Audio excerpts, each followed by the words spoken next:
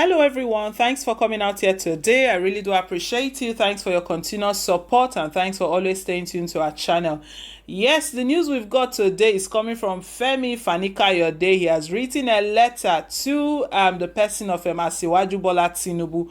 We all know what is before Asiwaju Bola Tinubu regarding the APC crisis and also the suspension of the national chairman, the person of Adams Oshomole.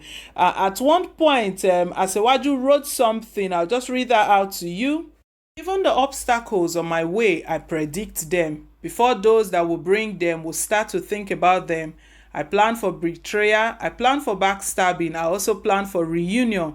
And I plan for forgiving long before they happen. I expect nothing. I expect everything. I expect anything. Bola Asiwaju Ahmed Tinubu. So he has already seen what is before him and all of that, and he penned this down. But right now, the person of Fani Kayode calls him something else. He calls him the Jagaban.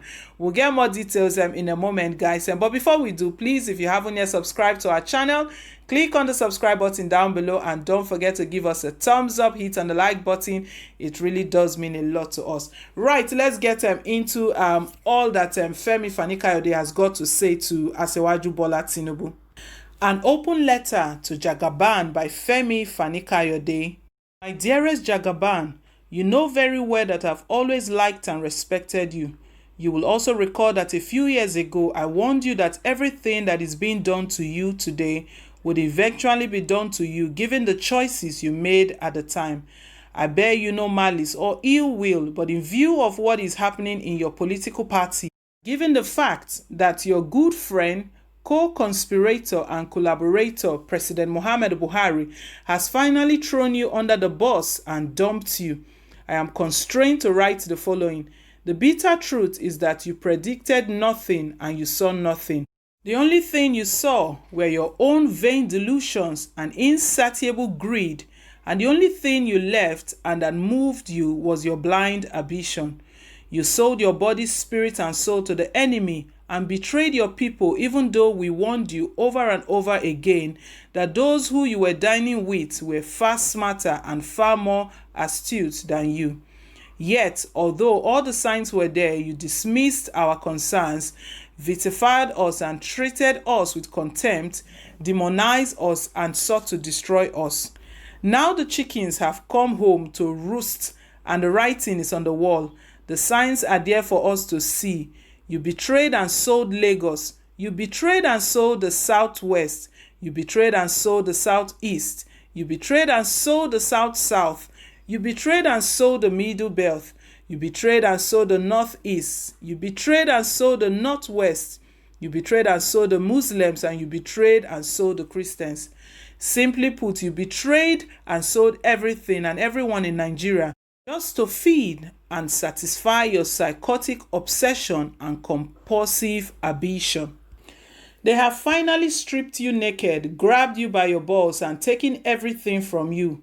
You have lost your mystique, honor, glory, self-respect, following clout, pride, reputation, and so much more.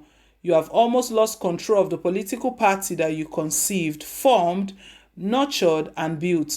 APC was your baby, and now they've taken it from you and are set to kill it. They fooled you, used you, dumped you, and humiliated you, and now they are going to expose you, rubbish you, malign you, break you, crucify you, investigate you, and utterly crush you. You dreamed of being vice president in 2015 and you failed. You are dreaming of being president in 2023 and you will fail. In all your plans, what you fail to appreciate is that God alone rules in the affairs of men. You refuse to acknowledge or accept the fact that the presidency of Nigeria can only be given by God, and he gives it to whom he deems fit by the prophecy and divine decree. It is not about money and power. If it were, Olusegun Obasanjo, Umar Yar'Adua, Goodluck Jonathan, and Muhammadu Buhari, who had neither of the two before being respectively elected as president, would never have made it. It is about God and God alone. It is for him alone to give. It is about his purpose, his will, his counsel, his plan, and his glory. He owns the presidency, and the minute any man or woman attempts to usurp his role and think that he or she can buy it or maneuver it his or her way into by the usage of political intrigues, guile, sagacity, wisdom, power, knowledge, money, or anything else, the Lord disqualifies and rejects him. Such a person will fail woefully and may even end up losing everything he or she values and cherishes in his futile quest. God will never share his glory with anyone, and he will never support a man or woman that is prepared to mislead, betray, and sell his own people down the river just to satisfy his vaulting and insatiable ambition of becoming president. Yet the signs were there, but you refused to acknowledge or accept them.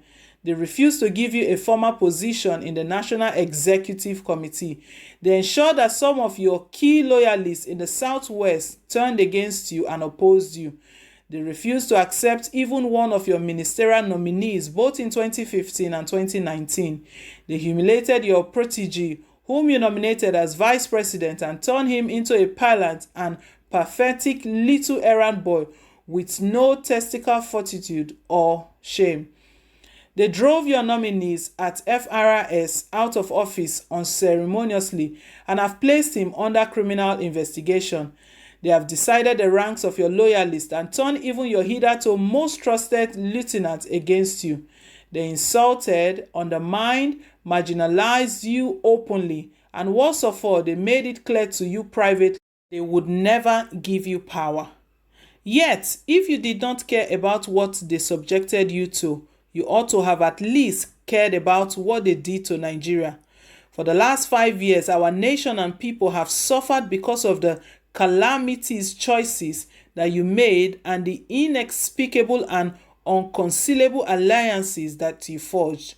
You propped up and supported a ruthless, heartless, corrupt, bloodthirsty, and cruel regime and tyrant, and a president that is clearly beside himself and whose mental and physical faculties reside in another realm and in another world. Consequently, our nation has been utterly and completely destroyed, our economy ruined, and our people disseminated. Hundreds of thousands of them have been murdered in cold blood in their homes, towns, villages, farms, and millions have been displaced. Millions more have been ruined and economically destroyed, whilst our economy remains weak, divided, and the butt of cruel jokes all over the world. Because of your choices, Nigerians are being subjected to persecution, physically attacked, enslaved, humiliated, lynched, scorned, maimed, killed, disgraced, evicted, and declared persona non grata, both at home and in distant foreign lands, whilst our foreign embassies are being demolished by miscreants and local criminals, even in supposedly friendly countries.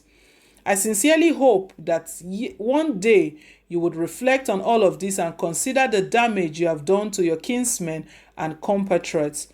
Whether you do or not is left to you, but one thing that is clear: for the choices you have made, for all you have done, and for the sheer wickedness and greed that resides in your insensitive and dark heart, you will pay a heavy price both in this world and the world to come, and the Lord will hand you over to your political enemies.